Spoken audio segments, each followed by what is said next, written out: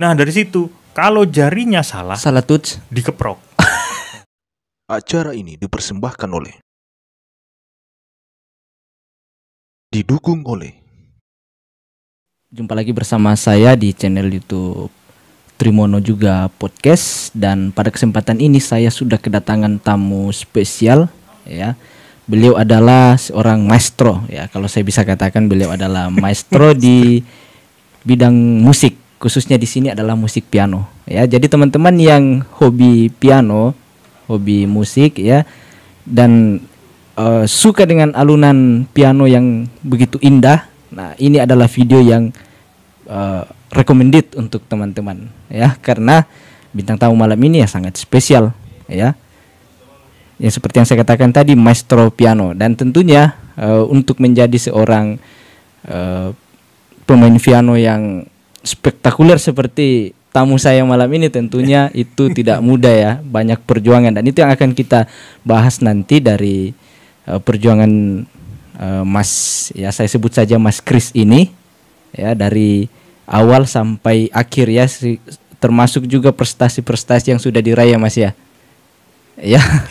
Nah, jadi teman-teman saksikan video ini ya.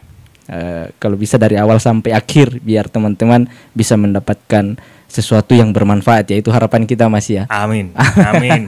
Subscribe juga guys. Wah ya, itu yang paling penting ya. Di subscribe, komen, like, dan juga share. Iya, mantap. Oke Mas Chris, selamat malam Mas. Malam ini kebetulan lagi malam kita. Ya kebetulan malam. Kalau misalnya teman-teman ada yang nonton siang ya, selamat siang teman-teman. Gitu ya Mas ya. Oke, selamat datang ya Mas ya. Selamat Terima datang kasih banget udah diundang ke sini. di studio kami yang seperti ini. Ya enggak lah, yang penting asik kita ngobrolnya. Iya. Mungkin nggak sekeren studionya Mas Chris ya, karena ya kita spoiler Enggak sedikit lah. ya. Kita spoiler juga bahwa Mas Chris ini juga punya channel YouTube ya. Entah apa namanya, nanti akan kita dengarkan bersama teman-teman. Dan jangan lupa nanti kalau sudah disebutkan nama channelnya, langsung dicek, di like, comment, subscribe juga Mas ya. Tengok-tengok. Ya, Tengok-tengok. saya lihat di sana postingannya bagus, subscribernya sudah banyak. Jadi tentunya Trimono Podcast masih kalah lah ya. Ya, enggak dong. Sama-samaan. Oke Mas, ya mungkin perkenalan dulu Mas. Oke, jadi Ya. kenalan dulu. Saya tuh Krisna Adityo, teman-teman. Krisna Adityo-nya ya pakai H tengahnya, KRISH ya. KRISHNA. Krisna. Kayak nama India. Oh iya. Iya, gitu Iya. kan. Nah, habis itu aku tuh kerjanya piano, pemain piano. Edukator, terus Iya. ilustrator kayak gitu-gitu. Nah, cuman kendalanya ada di mata. Jadi bisa dibilang kayak low vision. Mata kiri udah nggak bisa dipakai sama sekali. Oh, mata kiri. Iya. Jadi cuma ngeliat mata kanan pun aja. Saya ngeliat Mas Evan ini Iya. nggak kelihatan.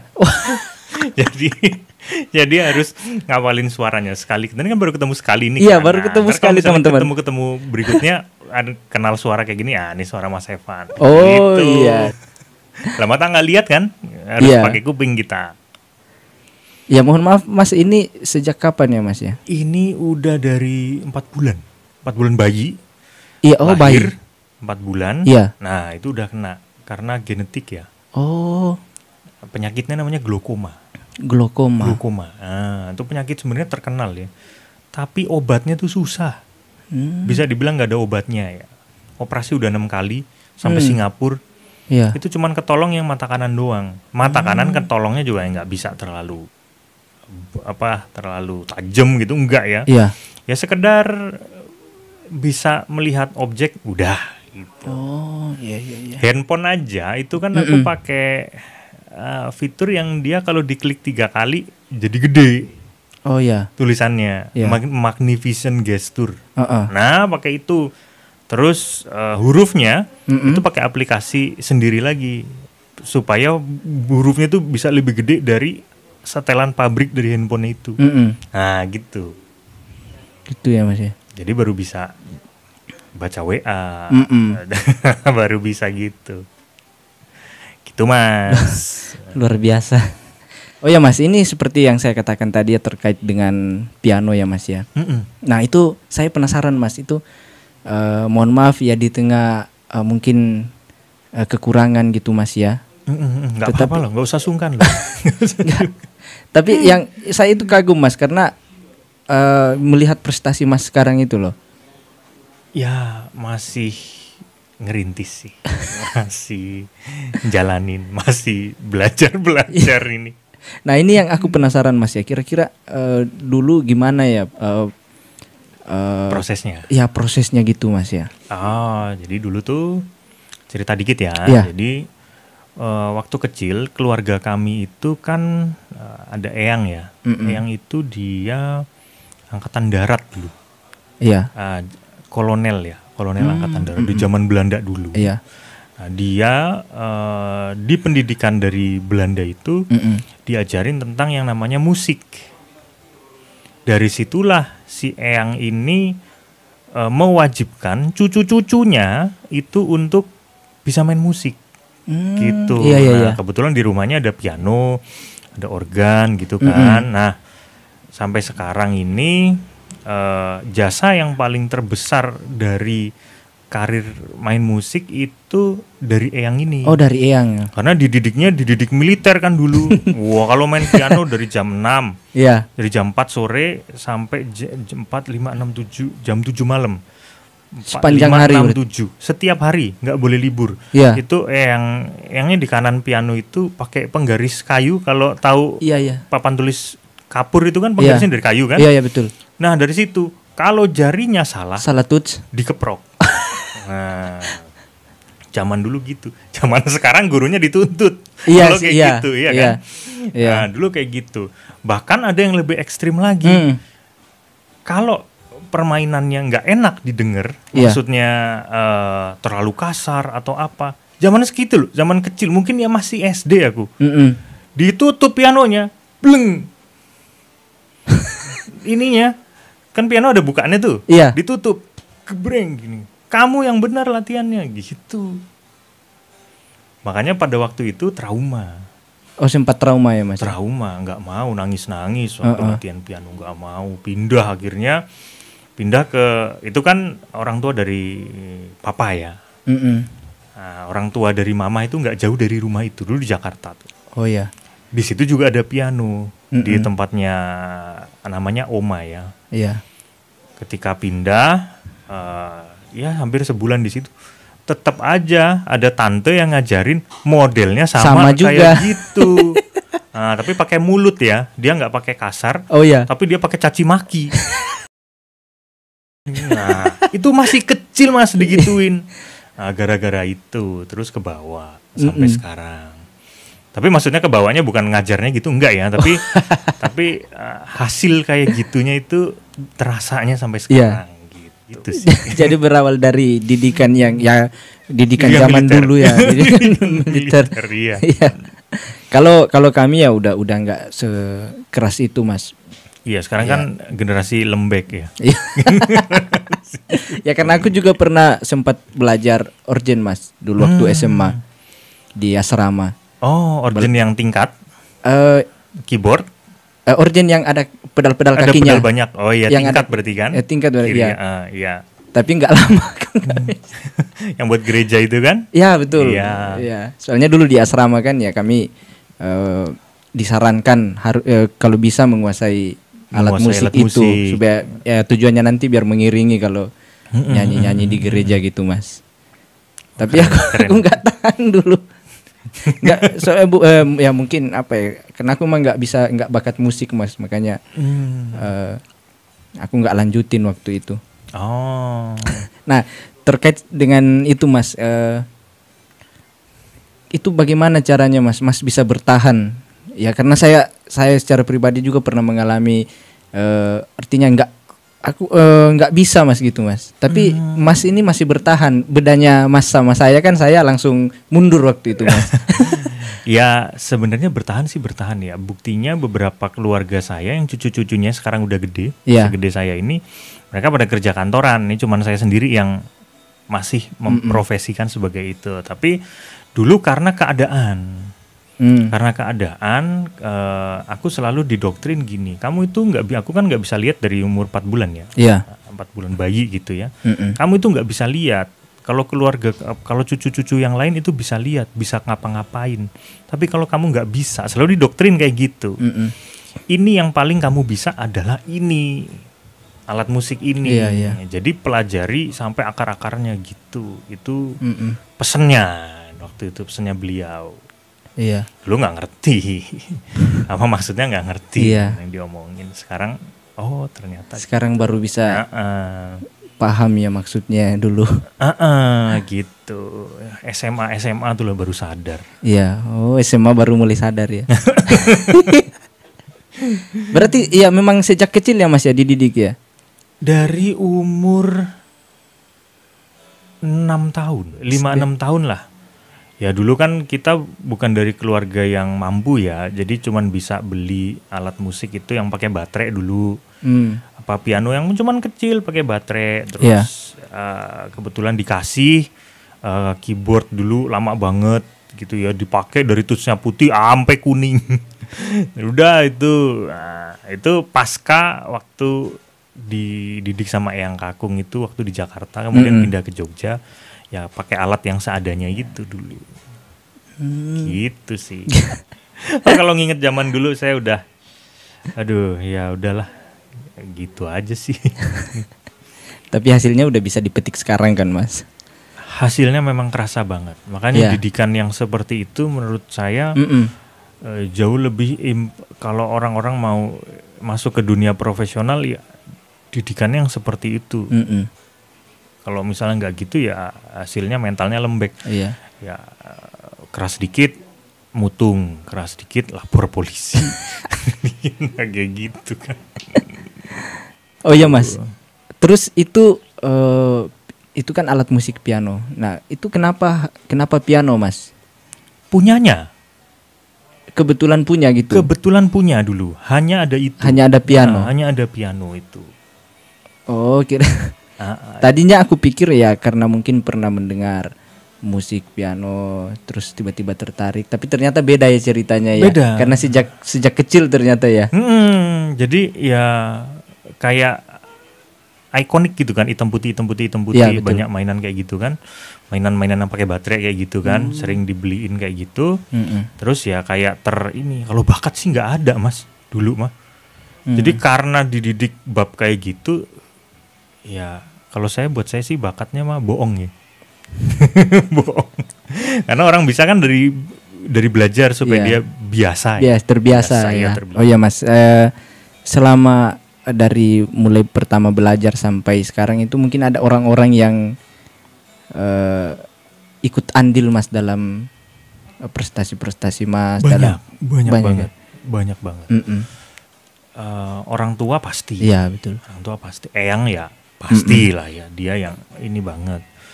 Kemudian ya ada beberapa orang-orang luar yang memang dia respect gitu, banyak juga Mas. Kalau nyebutin satu-satu banyak. Ya banyak lah yang dukung intinya kayak gitu. Oke. Ini juga Mas terkait prestasi-prestasi yang sudah diraih Mas. Kalau buat saya prestasi adalah ketika kalau saya bisa melihat orang yang tadinya dia nggak bisa apa-apa, kemudian dia bisa main piano dengan enak. Oh begitu Mas. Nah itu yang menurut prestasi menurut itu saya gitu ya. Iya. Kalau cuman kayak piala juara 1 band, juara 2 itu mah udah biasa gampang-gampang aja ya. Udah sering dapat. Berarti gitu. Udah banyak ini koleksinya. Tapi kalau itu tuh dibanding kalau kita ngelihat orang datang, ya bahkan sekarang kalau online ya, online belajarnya kan online ya sekarang, belajar dari nol, kemudian dia terus giat belajar, dan ngelihat dia bisa main, nyaman, kemudian apa ya, continue, maksudnya dia terus giat belajar gitu, karena memang benar-benar udah jatuh cinta sama pianonya. Itu menurut saya itu udah lebih dari piagam-piagam piala-piala itu tuh. Ada kebanggaan tersendiri juga Mas. Banget. Pertama itu, yang kedua adalah ketika kita bisa merubah suasana dari hati orang.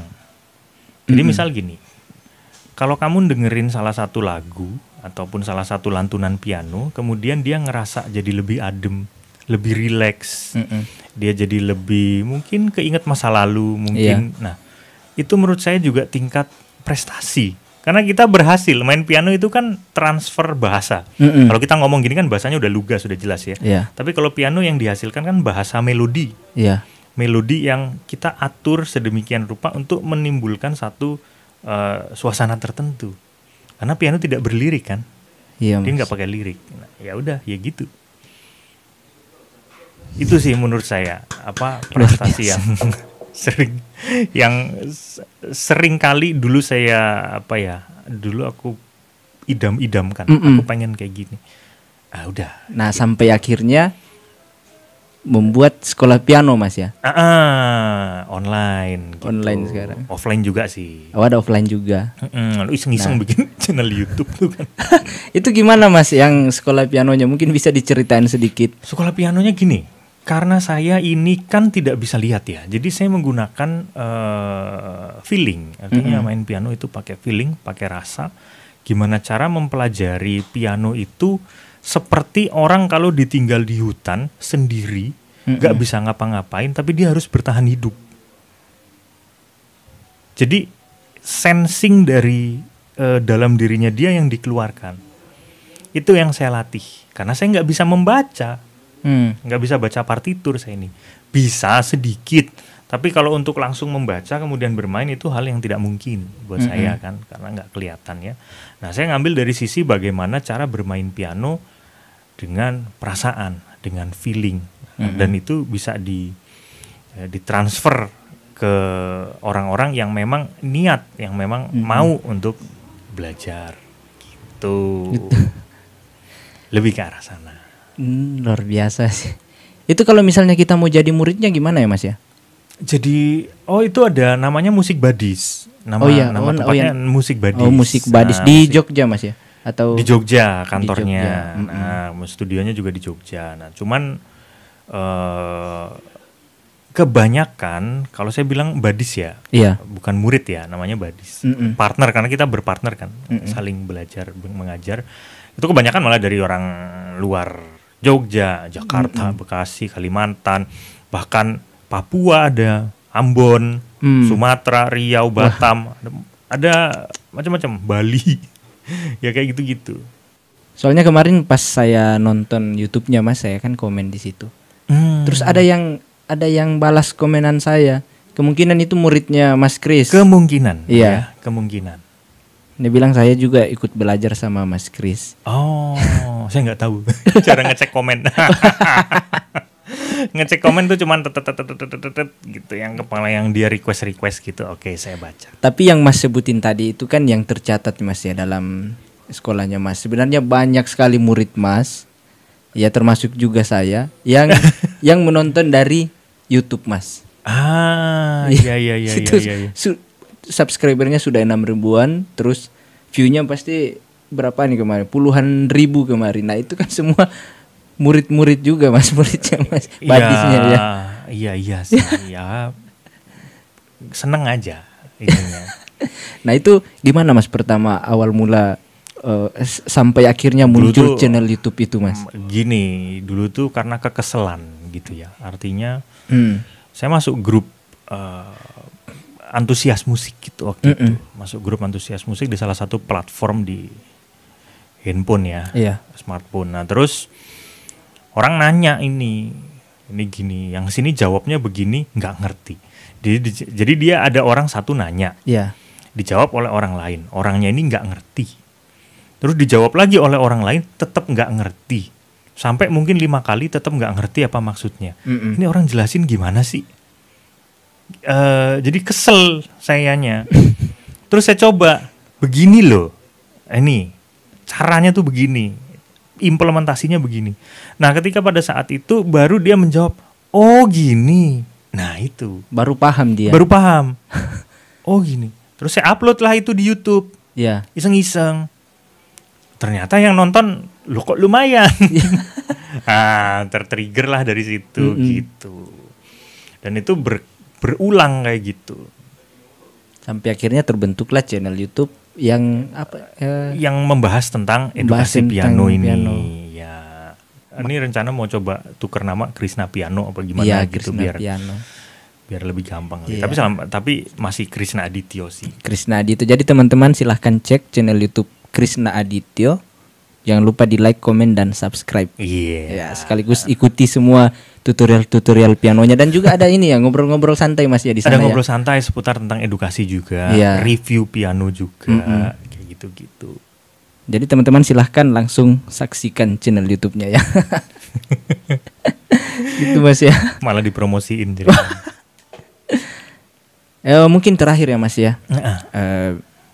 Mungkin ada pesan-pesan untuk khususnya kaum muda Mas ya. Kaum muda. Kaum muda sekarang itu ya pesannya apa ya? Lebih tahan banting aja lah. Gimana caranya? Kadang orang yang dia nggak kepentok dengan keadaan, dia nggak tahan banting karena orang tuanya udah kaya. Iya betul. Mungkin dia dilahirkan dengan kecukupan sehingga semuanya tercukupi, semuanya bisa selancar-lancarnya gitu. Nah, yang generasi yang kayak begini ini nih, yang agak sedikit menye-menye gitu. Nah, jadi alangkah baiknya kalau lebih menempa diri jauh lebih keras gitu. Gitu aja sih. Gitu. Jadi teman-teman ingat itu ya, harus lebih keras lagi. Jangan cuma patah hati sedikit langsung bunuh diri. Itu. Intinya tetap semangat. Harus kuat mental, kuat fisik. Mungkin itu aja Mas ya. Ya. Obrolan santai Terima kita. Kasih banyak. Saya ucapkan terima kasih karena Mas Kris masih menyempatkan diri datang di studio kami ini, studio kecil-kecilan. Makasih banyak juga udah di invite ke sini. Tadi sempat ini Mas ya, sempat konser ya baru kesini ya. Kebetulan deket kan, ya udah yuk sekalian nyempetin waktu. Padahal dari jauh-jauh hari kita udah atur jadwal nggak pernah bisa. Luar biasa lah. Padahal teman-teman kalau teman-teman tahu tadi Mas Kris datang di sini hujan-hujanan Mas. Iya. Pas hujan deres. Aduh. Lagi kebetulan macet Jogja kan. Iya. Males bawa roda 4 jadi ya udah. Pas Mas Kris ngecet, waduh. Ya sama di sini juga hujan deras. Ya. Tapi ya akhirnya kita bisa bertemu hari ini ya. Terima kasih. Kemudian banyak. kita bisa berbagi juga kepada teman-teman penonton Trimono Podcast. Semoga video ini bisa bermanfaat buat teman-teman. Ya hari ini dan juga mungkin bisa untuk masa depan ya. Gitu Mas ya. Betul. Ya dan saya mengucapkan terima kasih juga kepada teman-teman penonton yang sudah bersedia menonton video ini, kepada Mas Kris yang sudah bersedia hadir, dan saya ucapkan sampai jumpa di video-video selanjutnya. Tetap dukung channel kami Trimono juga Podcast dan juga Mas Kris Adityo. Jangan lupa di subscribe juga. Yo, pamit dulu. Dadah.